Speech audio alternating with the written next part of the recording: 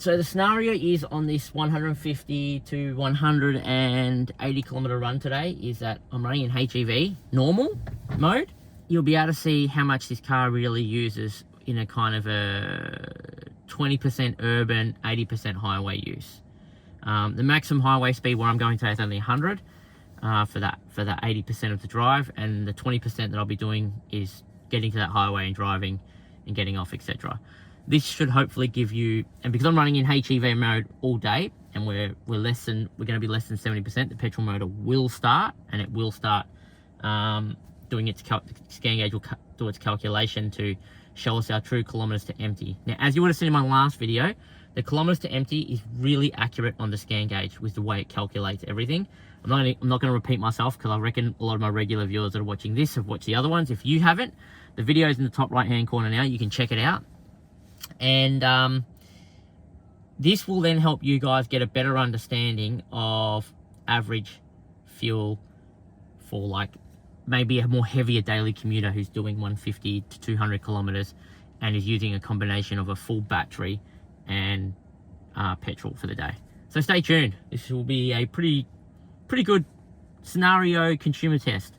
And don't forget, chuck a comment below if this is the type of driving you're doing. So I'm just getting my morning coffee, guys, from Macca's. Don't forget, if you want to support me with covering me a cup of coffee, guys, you can join to be a channel member for $3.99 a month, and one of my coffees is getting covered by your membership. How awesome is that? These cars are quite long to fit through the drive-through. I find the cameras really help get it around without having a gutter rash of rims, if that's something you're worried about. Thank you. Yep. Thank you. Oh. Hey, sorry, do you mind just playing to the left? Yeah. So this is interesting, guys. Today so far, we look at this. I've done 80 kilometers and I've burned an average of 4.31 litres to 100, combining it with the electric motors. Even though I fueled up after, it doesn't make a difference because we were using electric only till we got to the servo, so it forms part of the calculation. Thank you. But what is important about this is if we're looking at that, with 44% battery remaining, and using a combination of hybrid mode, I am up to 4.3 litres to 180 kilometres of distance. And that'll keep that up until the battery's probably flat, I presume. And then it'll start climbing, so it'll go up. It'll start climbing from 4 litres to 100 to your kind of like 12 or 11 or whatever you're driving, depending on what you're driving. If you're driving around town, it'll go to about 11 or 12. If you're driving on the highway consistently, it'll probably go up to more like 12, 13. But that's interesting to know. The trip distance is interesting to know because this is basically 50% driving highway, 50% driving urban areas, and it's coming up to an average of 6 litres to the 100. Why is that interesting? Because I don't know, it's hard to tell without knowing exactly how much fuel has been on and off. That's the problem with the hybrid system. You can't make speculation early. We have to wait till you've finished the whole tank of fuel. You see, guys, what's actually interesting here right now is that the scan gauge actually reckons we've got 933 kilometers remaining until we're out of fuel. But what it doesn't realize is the first 80, let's go into tank. Let's go by tank. The first 70 kilometers of this tank that we've burnt off today since fueling up is giving us an average of 5.46 litres to the 100 because we're in hybrid mode, full hybrid mode. The problem with that is that it doesn't know that once my battery is flat, that it's no longer going to be that efficient. And that's when the averages will go up. Until the battery's down to 25%, we're actually not going to see what the real kilometers till empty looks like with the remaining amount of fuel without another recharge. So we will get to that today though, because we're down to 40% on the battery now. And I am in normal HEV, and I have been since the start of this morning. So it'll be a very, very interesting outcome. We're just getting to the end of my destination on the other side where I had to go to today. And we're 25% battery currently. And so we're now running off petrol. So pretty much I made it to here just as it fell down to 25. And I'm on an average of, so today I've done 139 kilometers so far, and the average fuel used to get here in full hybrid mode in normal is 6.39 litres. Now, this sounds really good, but obviously this is because I've had battery assistance for the majority of the trip here. On the way back, that won't be the case. So we'll see what the average is out once I leave here to drive all the way back home, which is about 80 k's from here. And that will be 80 k's of 80%, 100 k's an hour, 20% less than 100 k's an hour. And that will give us a good average for around about 220 kilometers. All right, I am leaving our farm and heading back towards home. So, what is it? What time are we? 6 p.m. Well, it's 6:15. So we'll see what are we at? 140.77 kilometers for today, which wouldn't have changed because I literally drove in and told you guys, but just clarifying. And here's another use case, guys. Got the car next to me on my right hand side. We're at a souvlaki place, and they've just been sitting there for the last 15 minutes idling their car. I don't know if you can hear that. Waiting for their food because they're cold. They've got the heater cranking because it is pretty cold here in Melbourne. You could sit here in the Shark with your heater going, electric only, and you wouldn't have this issue. It would be by far, I'm sure, a lot more efficient. It's just another example why electric cars are quite a cool thing to have, and they come with so many uses. The same thing applies even in summer when it's really hot. You can sit there with the AC on and the car's on, but it's not on, if you know what I mean. Like, it's dead quiet. It's just using electricity to run the compressor off, I think, the high voltage system. And it's nice and cold. You've got your fans running.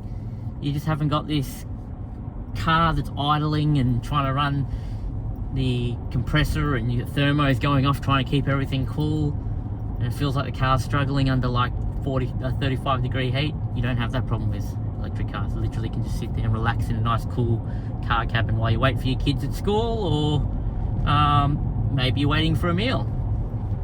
I am pretty much almost home. Let's have a look at the data. It is a little bit interesting.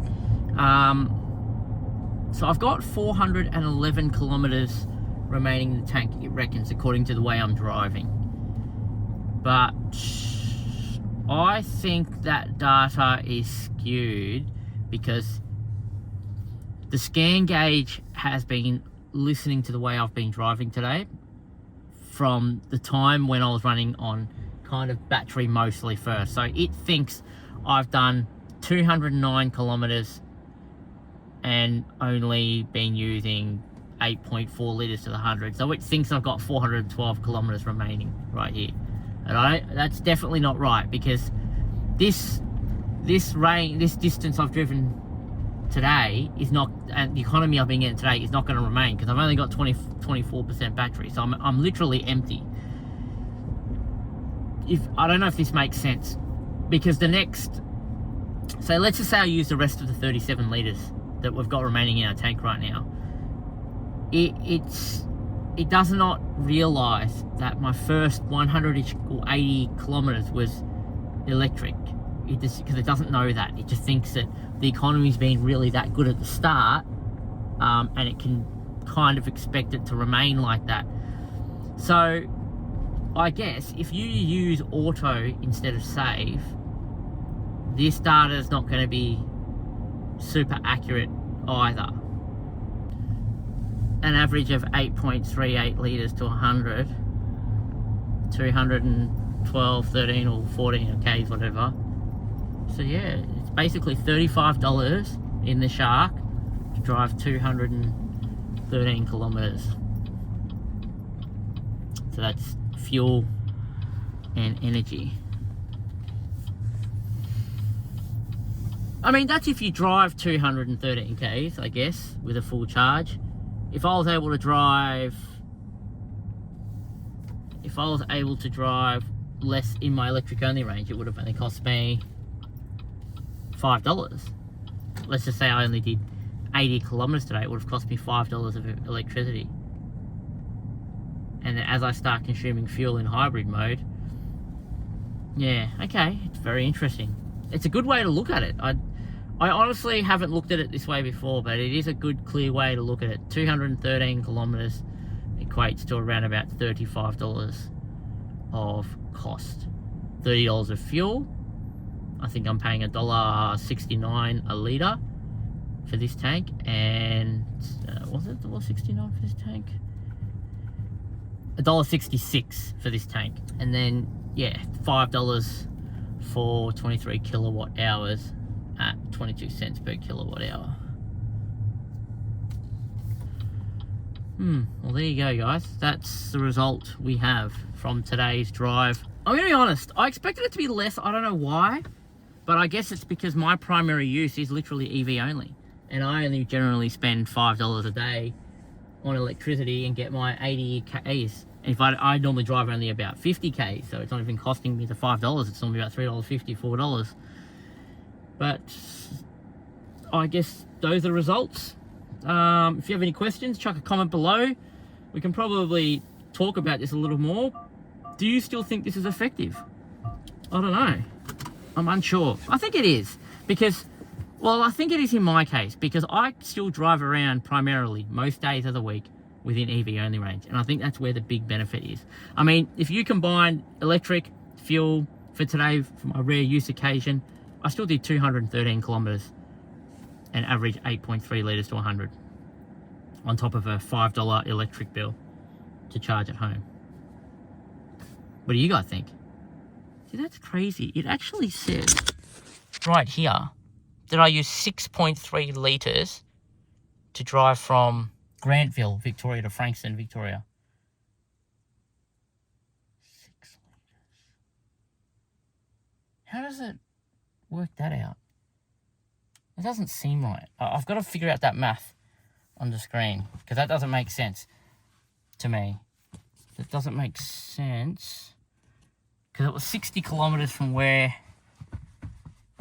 I drove from, and I used only 6 litres. I don't know if I trust the car dash now. The information's just sometimes too weird.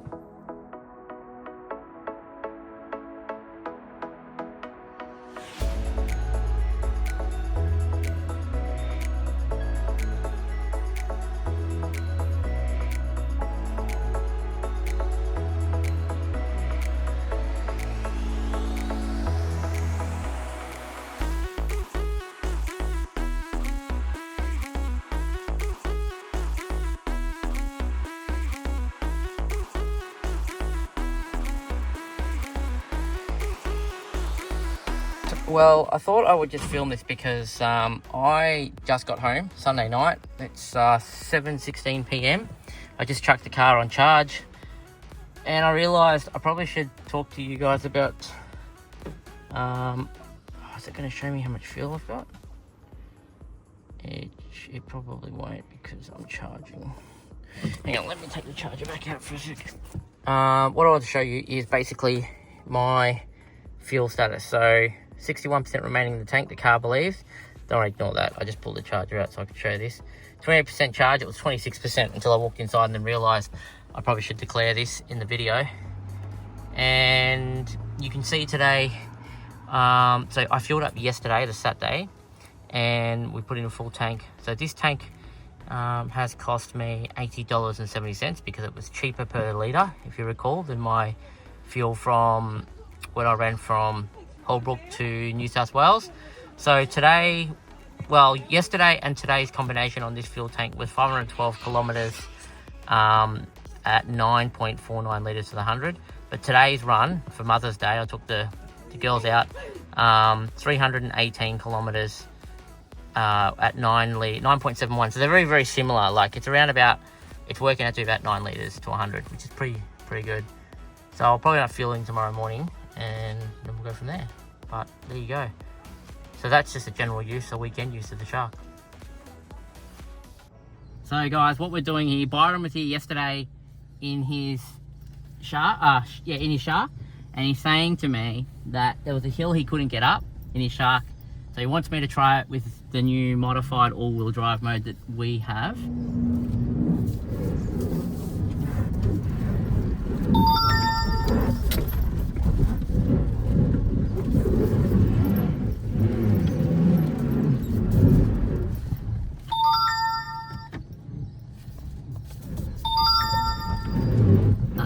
That's the angle.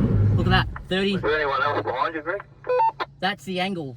So if you watch this, we're actually now reaching the physics limit that we've always been looking for. Huh? No, I'm just looking at this. So as soon as I get to 35 degrees, doesn't go anymore. So we are actually finally reaching the physics limit. So 35 degrees, it just says no. As soon as you hit that bump, yeah? Yes, because it suddenly gets a bit more extreme. I'm not going to drop on one side here, am I? No. Okay. 36 degrees on there.